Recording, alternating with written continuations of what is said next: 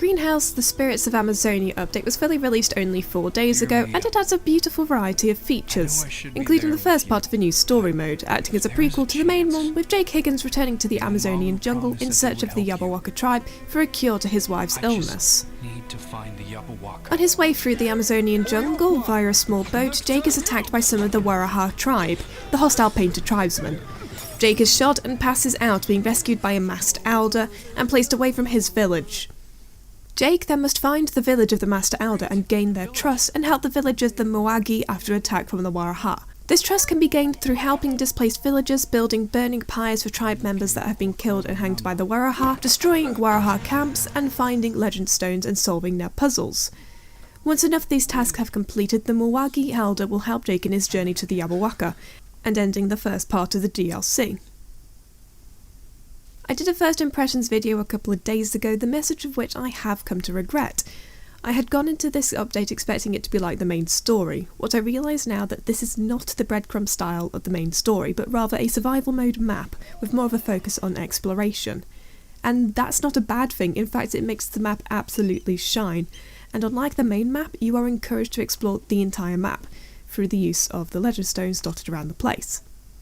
After the first video, I'd taken a couple of days to cool off and actually get a decent night's sleep before jumping back in, only this time with a different focus, having come to the realisation I made before. Instead of trawling through the jungle looking for people, I focused on finding the legend stones, which are established to be in the cave systems and other points of interest early on in the map, easily coming across to after you first wake up, and through this I had a tangible goal, and as it so happens, where there are the legend stones, so too there are generally tribespeople you need to help.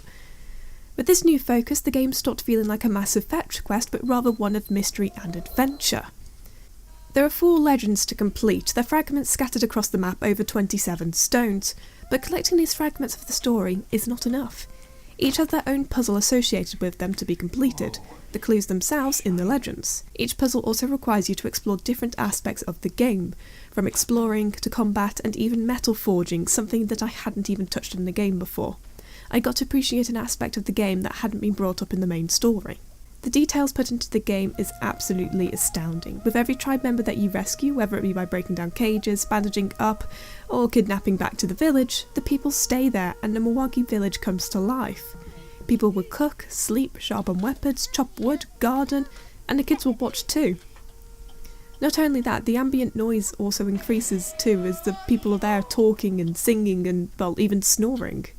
I didn't really notice this until I looked back and realised how empty the village was when I first arrived.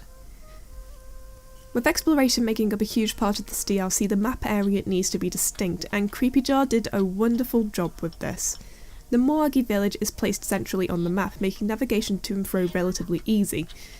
The hardest part is probably finding it in the first place, one of my only frustrations with this expansion. I took 3 hours to find the village, seemingly missing it with every pass I made.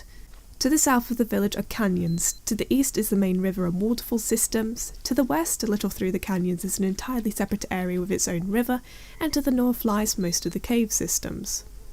At first it's easy to get lost, but with time the areas become distinct and easily recognisable.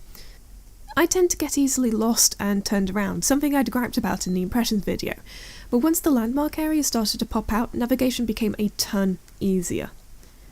Speaking of navigation, I did have to look up a guide to find the last few legend stones that I was missing.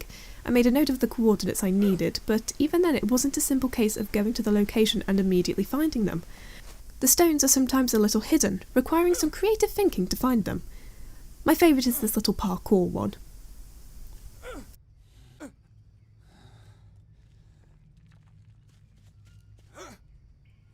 I'll put up my finished map if you want to take a note of the locations, and I'll put a timestamp up now to skip to if you don't want to see it. The Spirits of Amazonia is a wonderful expansion of the story, and I eagerly await the second part in the spring. The environment is, as always, beautiful, and the environmental storytelling in the Moagi village is simply wonderful. Even little chores such as chopping wood has care and detail put into it. The villagers even eat the food they cook. The only caveat of this part of the DLC is that you can't go in expecting it to be like the first story mode, and that you probably won't complete it in one sitting. It took me around 17 hours to pretty much fully complete this part of the update, having filled in the trust bar, completed all the legends, and I'm pretty sure I have rescued and put to rest all the villagers on the map and destroyed the Warahard villages, but I can't be sure of that. If I had known how long this could have potentially been, perhaps my first look would not have been so negative.